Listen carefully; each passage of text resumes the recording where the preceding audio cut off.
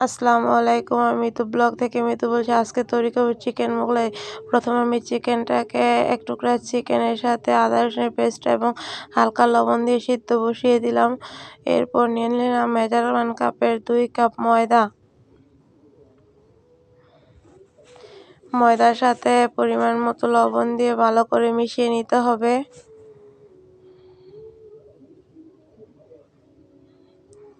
এখন আমি ময়দাটাকে ভালো করে মিশিয়ে নেব।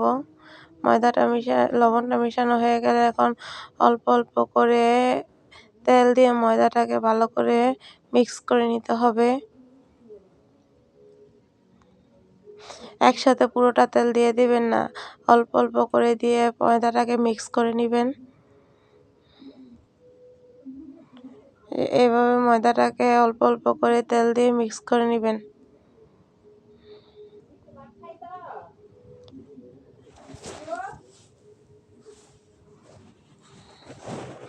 এখন আমার ময়দাটা মিক্স করা শেষ। এখন আমি দিয়ে দেবো পানি।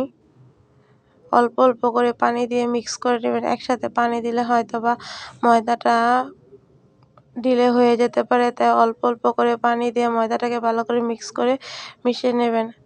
আমার ময়দাটা গোলা হয়ে গেছে। এখন আমি ময়দাটাকে আধা ঘন্টার জন্য রেস্টে রেখে দেব। এর ভিতরে আমি মোগলাই চিকেনের পুরটাকে তৈরি করে নেব।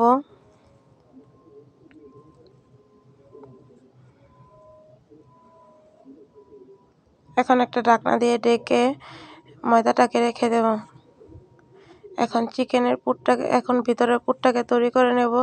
এই যে আমার সিদ্ধ করা চিকেনটা আমি হাত দিয়ে আস্তে আস্তে ম্যাশ করে নিচ্ছি।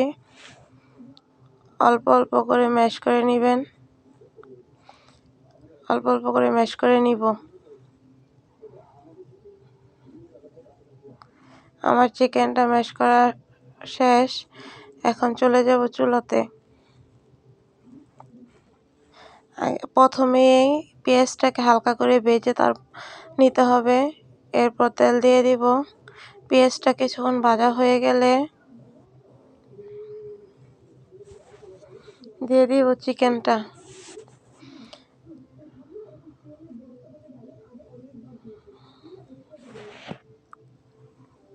আমার পেঁয়াজটা প্রায় হালকা ভাজা হয়ে গেছে। এখন চিকেনটা দিয়ে ভালো করে ভেজে নেব। সাথে সাথে চিকেনটা আর পেঁয়াজটা দিলে পেঁয়াজটা ভালো করে ভাজা হয় না এবং দেখতেও বেশি একটা ভালো লাগে না, তাই প্রথমে পেঁয়াজটাকে হালকা করে ভেজে নিয়েছি। এখন দিয়ে দেব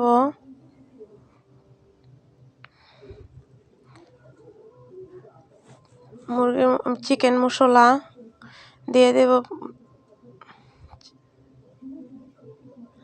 হলুদ গুঁড়া, পরিমাণ মতো মরিচের গুঁড়া,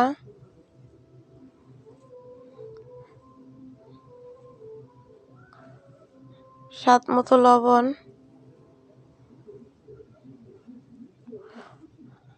হালকা আদা রসুনের পেস্ট।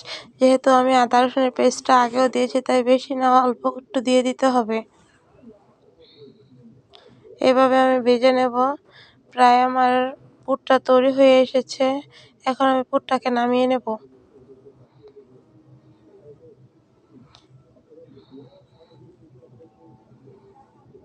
আমার পুরটা তৈরি করা শেষ। এখন পুরটাকে নামিয়ে নিলাম।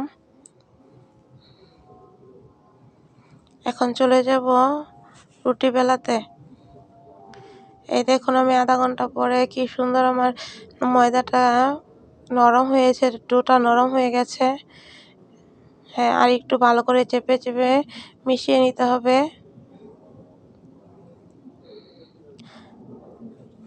আজকে আমি 4টি মোগলাই তৈরি করব, তাই 4টা ডো করে নিলাম।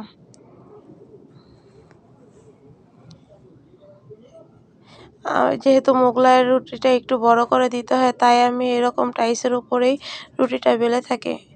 যখন আমি মোগলাই তৈরি করি তখন এরকম টাইসের উপরে রুটিটা বেলে থাকি, যেহেতু পরিমাণের চেয়েও একটু বড় হয় রুটিটা।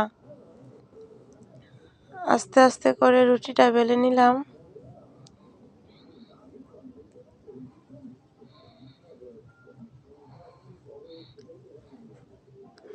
মোগলাই রুটিটা একটু পাতলা করে বেলে নিতে হবে।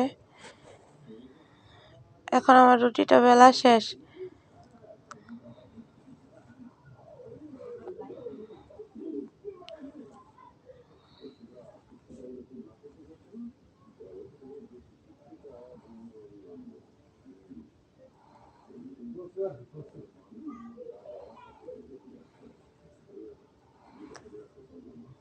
এখন দিয়ে দেব পুরটা।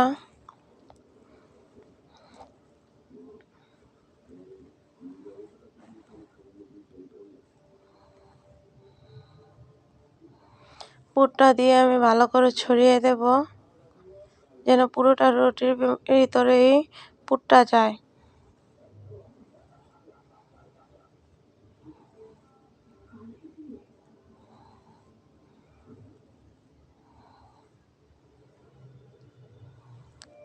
এখন আমি রুটিটাকে ভালো করে ভেঙে নেব। রুটিটাকে একটু ভালো করে ভেঙে নিতে হবে, নয়তো ভিতরের পুরগুলো সব বেরিয়ে যেতে পারে। তাই রুটিটাকে একটু চেপে চেপে ভালো করে চেপে চেপে নিতে হবে, যেন ভিতরের পুরটা না বের হয়ে যায়। তাই আমি একটু ভালো করে চেপে নিলাম। এখন আমার তৈরি করা হয়ে গেল মোগলাইগুলা। একে একে সবগুলো মোগলাই আমি তৈরি করে নিলাম। এখন চলে যাব চুলায়। আগে থেকে একটা প্যানে তেল গরম করতে দিয়ে রেখেছিলাম। একদম তেলটা যখন পুরোপুরি গরম হয়ে আসবে তখনই মোগলাইটা দিয়ে দেবেন। এখন আমি লো হিটে রেখে আস্তে আস্তে মোগলাইটা ভেজে নেব। এপিট ওপিট করে ভালো করে মোগলাইটাকে ভেজে নিতে হবে।